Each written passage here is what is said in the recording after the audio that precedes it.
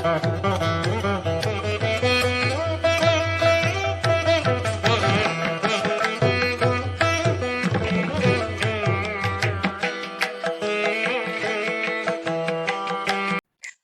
ராசி அன்பர்களுக்கு உங்களுடைய ராசியிலேயே அந்த கேது பகவான் பயிற்சியாகி வர்றாரு. கிட்டத்தட்ட 1.5 வருடங்கள் உங்களுடைய ராசியில இருக்க போறாரு.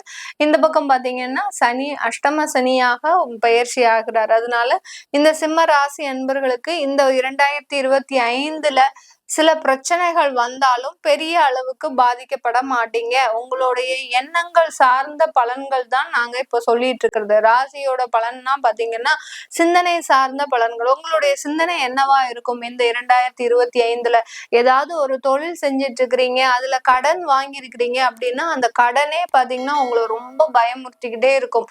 எங்க நம்மள தேவையில்லாம ஏதாவது ஒரு சட்ட சிக்கல்ல மாட்டிடுவோமோ, யாராவது நம்மளை எதிர்த்து கேஸ் போட்டுருவாங்களா, இல்ல யாராவது நம்மள தேவையில்லாம மிரட்டுவாங்களா, இந்த மாதிரி எல்லாம் இந்த சிம்ம ராசி என்பர்களுக்கு உங்களுடைய சிந்தனை சார்ந்த ஒரு பலன்கள் பாத்தீங்கன்னா எதிர்மறையாக இருக்கும். ஆனால் 2025ல நடக்க போகுது என்ன அப்படின்னு கேட்டீங்கன்னா கண்டிப்பாக இந்த சிம்ம ராசி என்பர்களுக்கு இந்த வருடத்துல உங்களுக்கு நிறைய ஒரு மாற்றங்களை செய்யக்கூடிய ஒரு நேரம். சந்திரன் கேது வர்றது, சந்திரன் கேது இருக்கிறது ஒரு ஜாதக ரீதியாக பாத்தீங்கன்னா நிறைய ஒரு பாசிட்டிவான விஷயம். ஆனா அதுல அந்த சந்திரன் கேது, சந்திரன் ராகு இருக்குனாலே பாத்தீங்கன்னா உங்களுக்கு அதுல ஒரு எதிர்மறையான தகவல்கள் தான் எல்லாருமே சொல்லுவாங்க.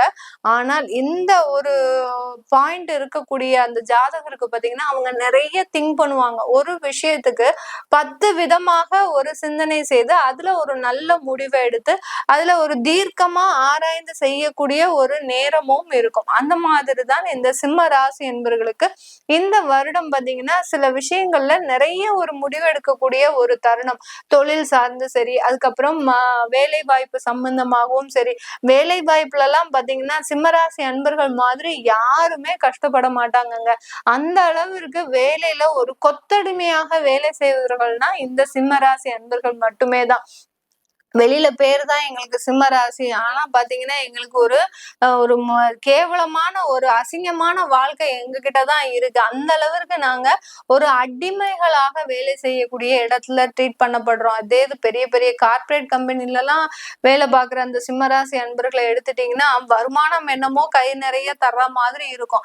ஆனா அந்த வருகின்ற வருமானமே பாத்தீங்கன்னா இவர்களுடைய மருத்துவ செலவுக்கு தான் முக்கியமா போகுது. அந்த அளவிற்கு இவர்களுக்கு மருத்துவ செலவுகள் அதிகமாக கூடிய ஒரு நேரமாக தான் இருந்திருக்கு. கடந்த வருடத்துல எல்லாம் பாத்தீங்கன்னா ஏதோ ஒரு பேக் பெயின், அடுத்து பாத்தீங்கன்னா கழுத்து வலிகள், அடுத்து பாத்தீங்கன்னா தலைவலி சார்ந்த அந்த என்ன சொல்றது ஒற்றை தலைவலின்னு சொல்லக்கூடிய சில விஷயங்கள்லாம் இந்த சிம்ம ராசி என்பவர்களுக்கு இருக்கும். ஏன் அது அதிகமா இருக்கு அப்படின்னு கேட்டீங்கன்னா இந்த சிம்ம ராசிக்கு அதிபதியே சூரியன் தான். சூரியன்னு பாத்தீங்கன்னா அந்த தலைவலி பிரச்சனை எல்லாம் நிறைய கொடுத்துரும். அதுவும் இந்த 2025ல அதற்குண்டான ஒரு மருத்துவ ஆலோசனை எல்லாம் நீங்க கண்டிப்பா பெறக்கூடிய ஒரு நேரமாக இருக்கும். உங்களுக்கு ஏற்கனவே உடல் நலன்ல சில பாதிப்புகள் இருக்குதுன்னா இந்த சிம்ம ராசி என்பர்கள் இந்த வருடத்துல உங்களுக்கு மருத்துவ ஆலோசனை நிறைய எடுத்துக்கோங்க. சில பேருக்கு பாத்தீங்கன்னா உங்களுடைய தசாபுத்தி இதே சரியில்லை அப்படின்னா வீட்டுல ஒரு சின்ன அளவுல ஒரு பூஜை மாதிரி பண்ணிக்கோங்க. அதாவது சில விஷயங்களை நம்ம நெகட்டிவ் எதிர்மறையான எண்ணங்களை நம்ம களையறதுக்கு பாத்தீங்கன்னா அங்க ஒரு ஹோமம் மாதிரியோ அடுத்து பாத்தீங்கன்னா பூஜை மாதிரியோ பண்ணணும்னா கண்டிப்பா அதுல ஒரு நிறைய விஷயங்கள் நம்மளுக்கு ஒரு பாசிட்டிவா மாறக்கூடிய ஒரு சில நேரமாக இருக்கும். ஒருத்தருக்கு இப்ப 8ஆம் அதிபதி திசையே நடக்குது அப்படின்னா அங்க ஒரு ஆயுஷ் ஹோமம் பண்றது நல்லது.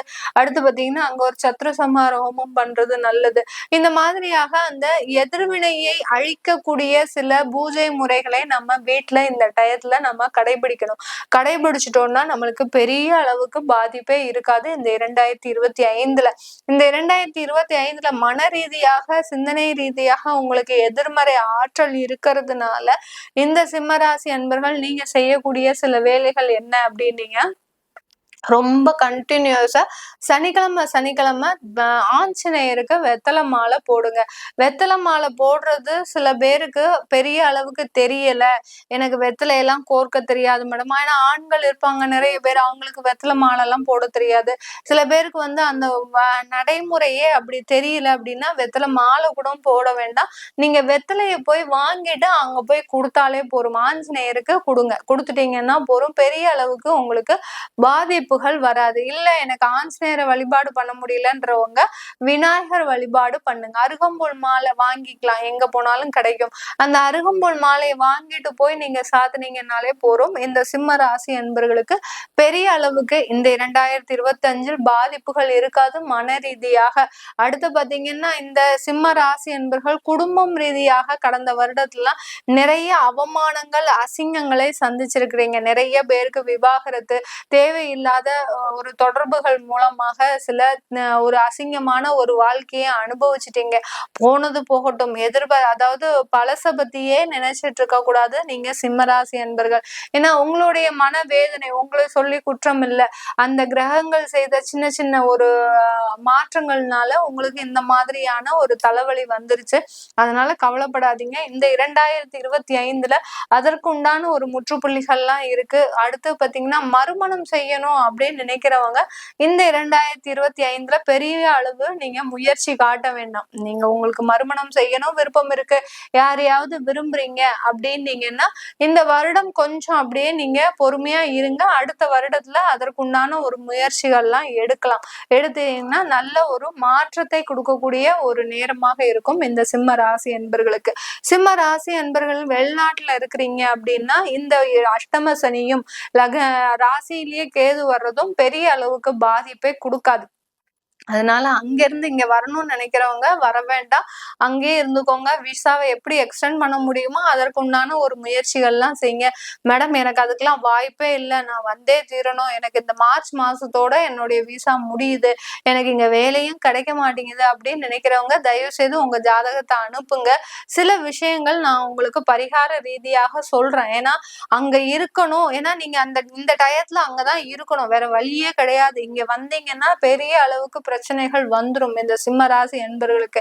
அதனால சில விஷயங்களை நீங்க உங்க ஜாதகத்தை அனுப்பிச்சு தெரிஞ்சுக்கிட்டீங்கன்னா கண்டிப்பா அதற்குண்டான ஒரு நிவர்த்தி இல்ல, உங்களுக்கு வேலையே கிடைக்காம இருக்கு அப்படின்னீங்கன்னா கண்டிப்பா அதை கிடைக்கிறதுக்கு நம்ம என்னென்னலாம் பண்ணணுமோ அதெல்லாமே நம்ம சொல்லிடுவோம். அதனால கவலைப்படாம இருங்க. அந்த விசா எக்ஸ்டென்ஷனை மாத்திரம் நீங்க எப்படி பண்ணணும்ன்றத ஒரு முயற்சியை எடுத்துக்கிட்டே இருங்க.